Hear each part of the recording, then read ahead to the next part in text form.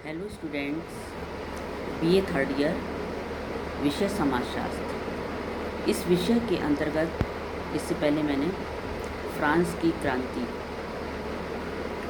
Topic का first part लिया था। इसका मैं सेकंड पार्ट ले रही हूँ। स्टेट जनरल की बैठक। ये बैठक क्यों बुलाई गई?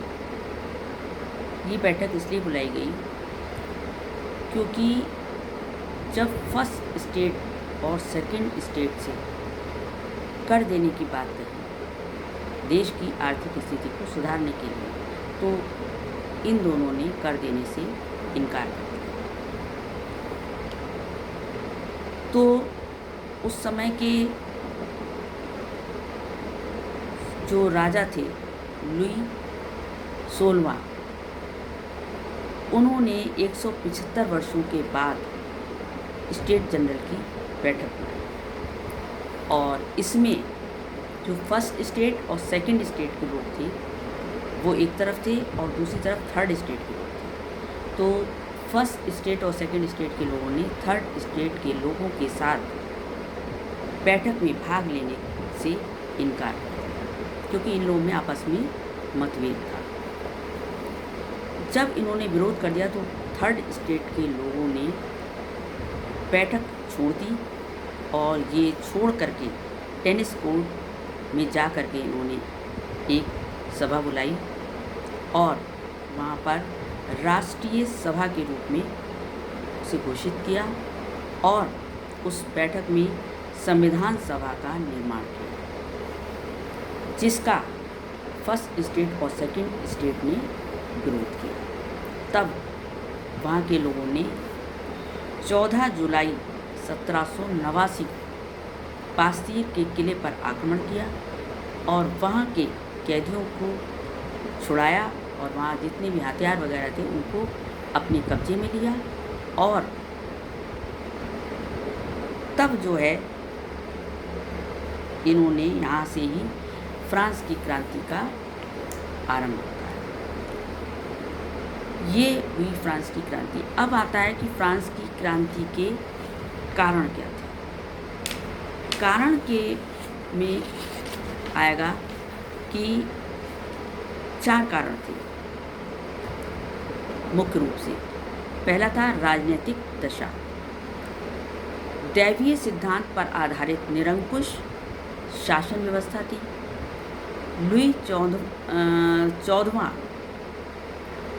जो शासक था वो कहता था मैं ही राज्य हूँ, और क्रांति के समय लुई 16वां शासक था।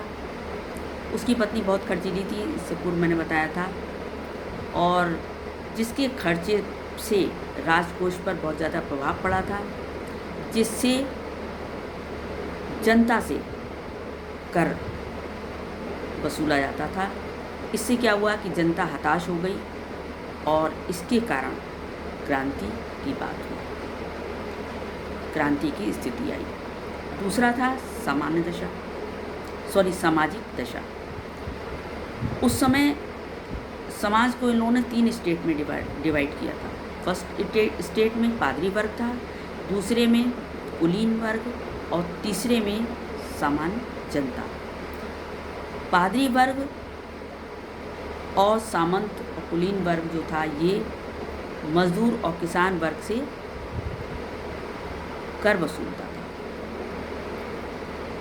और जो पादरी वर्ग और सामंत वर्ग कुलीन वर्ग जो था इससे इसकी जनसंख्या कम थी और थर्ड स्टेट की जनसंख्या ज़्यादा थी। थर्ड स्टेट जबकि संख्या में अधिक थे लेकिन इनको योग्यता के आधार पर इन्हें कोई भी नौकरी का पद प्राप्त नहीं हुआ करता था। ये अधिकार विहीन वर्ग था और उपर्युक्त दोनों वर्ग जो थे विशेषाधिकार वर्ग कहलाते थे। तो ये भी एक कारण था क्रांति का। और तीसरा था आर्थिक दशा। जब देश की आर्थिक स्थिति खराब हुई तो फर्स्ट स्टेट और सेकंड स्टेट से राजा ने कर लेने की बात कही। जब कर लेने की बात कही तो उन लोगों ने कर देने से इनकार कर दिया। और जब कर देने से इनकार कर दिया तो बैठक बुलाई गई। जब मैंने इससे पहले बताया था, तो जो बैठक बुलाई गई थी तो उसमें कौन सी बैठक बुलाई गई थी? स्टेट जनरल की बैठक बुलाई गई थी। और उसमें जो था फर्स्ट स्टेट और सेकंड स्टेट ने थर्ड स्टेट के साथ बैठक करने से इनकार कर दिया, जिससे कि थर्ड स्टेट ने अलग जाकर बैठक की और उसमें उन्होंने संविधान सभा का निर्माण किया, जिसका कि इन्होंने फर्स्ट स्टेट और सेकंड स्टेट ने विरोध किया। और विरोध करने पर ये जो थर्ड स्टेट के लोग थे, इन्होंने 14 जुलाई 1789 को पासीर के किले पर आक्रमण किया और वहाँ के कैदियों और वहाँ के हथियारों को अपने कब्जे में लिया और तब जो है वो क्रांति की स्थिति आई। ये हुआ आर्थिक कारण। और फिर था मध्य वर्ग की उत्पत्ति, एक कारण होता है। थर्ड स्टेट में जनसंख्या अधिक थी लेकिन नेतृत्व का अभाव था। क्यों? क्योंकि इनमें आपस में मतभेद थे, एकता नहीं थी। मध्य वर्ग की आर्थिक स्थिति इसलिए अच्छी थी क्योंकि इसमें डॉक्टर, इंजीनियर, वकील वगैरह अच्छे पदों पर लोग थे, इसलिए इनकी आर्थिक स्थिति अच्छी थी। समाज में लेकिन उचित स्थान इन्हें प्राप्त नहीं था, आदर सम्मान का कोई स्थान इन्हें प्राप्त नहीं था, और जिससे कि वही जो है वो क्रांति का आधार बना, क्योंकि इनमें नेतृत्व की क्षमता थी लेकिन इन्हें अधिकार कोई नहीं प्राप्त नहीं। ये भी एक कारण बना क्रांति।